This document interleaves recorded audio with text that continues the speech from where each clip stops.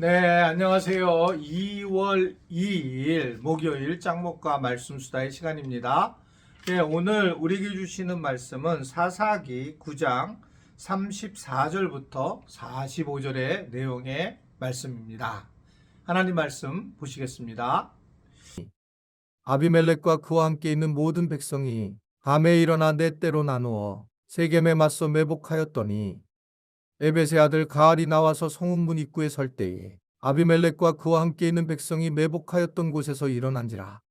가알이 그 백성을 보고 수불에게 이르되 오라, 백성이 산 꼭대기에서부터 내려오는도다 하니 수불이 그에게 이르되 내가 산 그림자를 사람으로 보았느니라 하는지라. 가알이 다시 말하여 이르되 오라, 백성이 밭 가운데를 따라 내려오고 또 한때는 무오느님 상수리 나무 길을 따라 오는도다 하니 수불이 그에게 이르되 내가 전에 말하기를 아비멜렉이 누구이기에 우리가 그를 섬기리요 하던 그 입이 이제 어디 있느냐. 이들이 내가 없이 여기던 그 백성이 아니냐. 청하노니 이제 나가서 그들과 싸우라 하니 가알이 세겜 사람들보다 앞에 서서 나가 아비멜렉과 싸우다가 아비멜렉이 그를 추격하니 그 앞에서 도망하였고 부상하여 엎드러진 자가 많아 성문 입구까지 이르렀더라. 아비멜렉은 아루마에 거주하고 수불은 가알과 그의 형제들을 쫓아내어 세겜에 거주하지 못하게 하더니 이튿날 백성이 밭으로 나오매 사람들이 그것을 아비멜렉에게 알리니라. 아비멜렉이 자기 백성을 세 무리로 나누어 밭에 매복시켰더니 백성이 성에서 나오는 것을 보고 일어나 그들을 치되 아비멜렉과 그때는 돌격하여 성문 입구에 서고 두 무리는 밭에 있는 자들에게 돌격하여 그들을 죽이니 아비멜렉이 그날 종일토록 그 성을 쳐서 마침내는 점령하고 거기 있는 백성을 죽이며 그 성을 헐고 소금을 뿌리니라. 우리가 어제 보한 것처럼 이제 가알이 아비멜렉을 대신해서 리더십으로 이제 자리를 잡으려고 하는데, 사실은 이 가알에 대해서는 성경이 많은 부분을 이야기하지 않고 있는데요.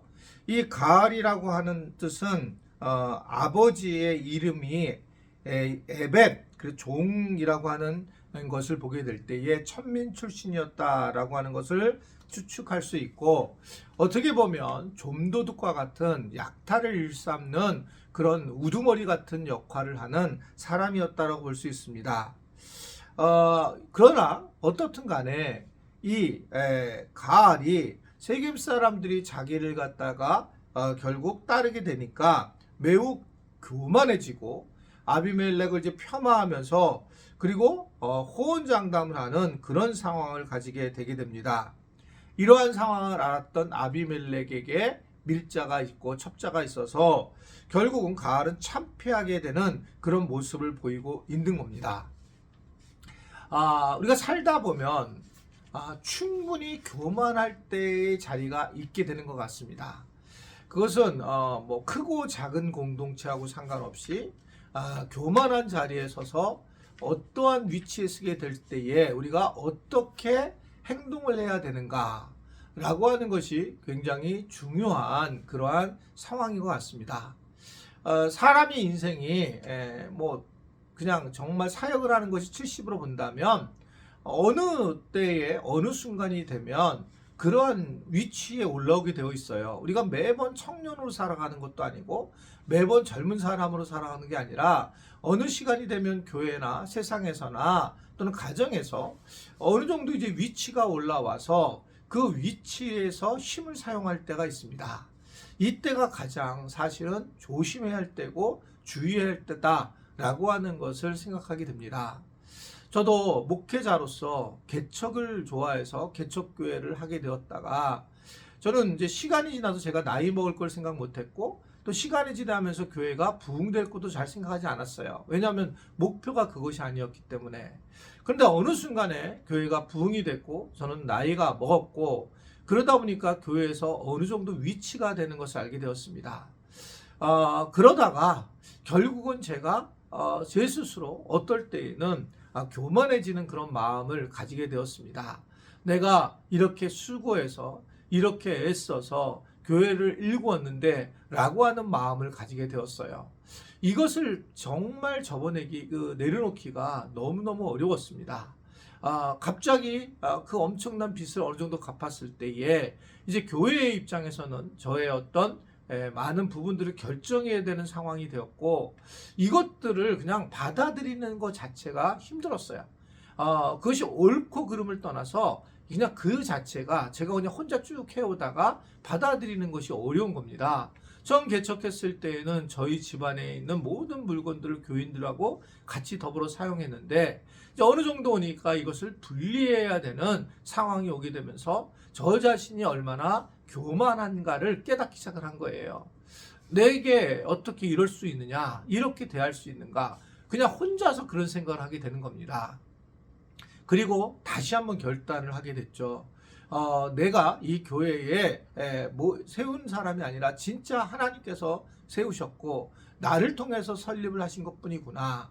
그러면서 이제 저도 교회에 대해서 많은 부분들에 대해서 하나님을 의지하고 교만함을 조금이라도 내려놓는 계기가 될 수가 있었습니다.